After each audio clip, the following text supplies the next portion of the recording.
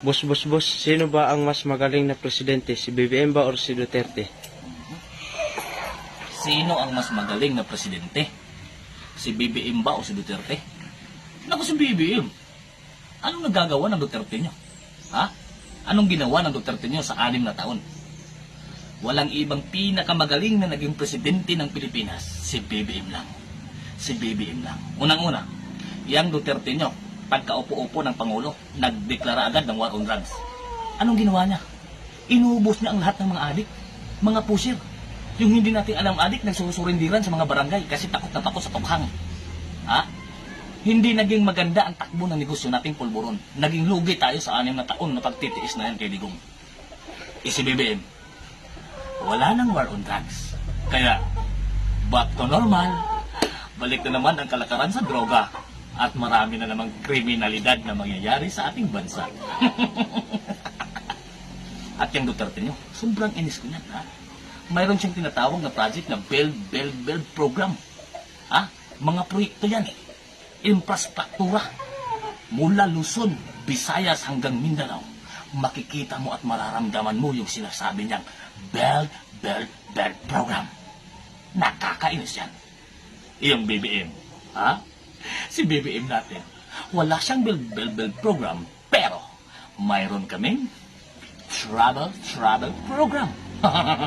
Na which is, pupunta siya sa iba't ibang bansa para mangakit, mangingganyo ng mga mayayabang negosyante para mag-invest sa ating bansa at mag-create ng maraming trabaho para sa kapwa nating mga Pilipino. Kaya lang, di pa nangyayari. BBM pa rin. Solid loyalista to eh. Ha? Oh, yung Duterte nyo. Ha? Yung Duterte nyo. Biruin mo, yung lisensya, at saka passport, ginawa niyang 10 years. Paano pa makakurakot yung mga kasamahan natin dyan sa gobyerno? Ha? Paipal eh, kaya mahal na mga OFW yung Digong na yan eh. At naiinis ako dyan.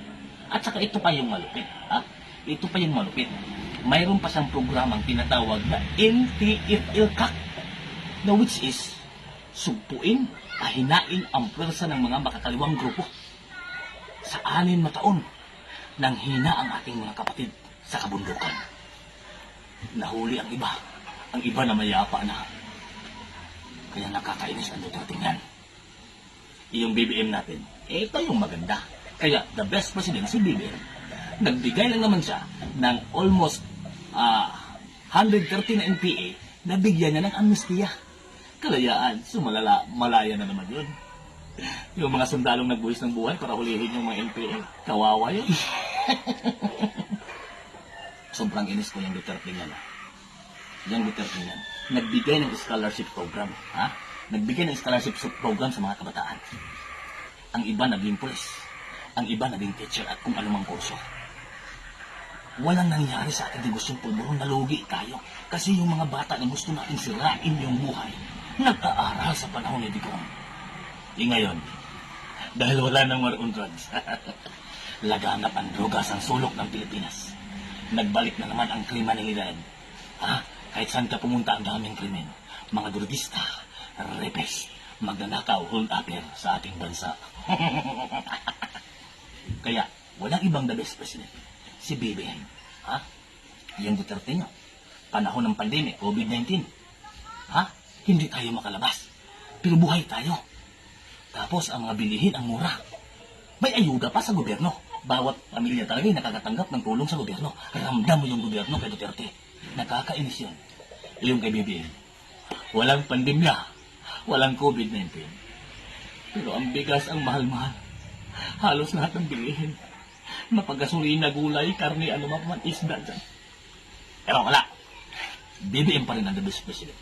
Biruin mo, magdadalawang taon pa lang siya sa kanyang pagiging Pangulo. Ramdam na natin ang bagong Pilipinas. Ang paghihirap at paghihitaos ng taong bayan. Kaya pag natapos lang ang kanyang 6 na taon, daming mamamatay na Pilipino sa gutom. Kaya, laban hanggang dulo mga kabangag. BBM is the best president. Singhot, Tamor.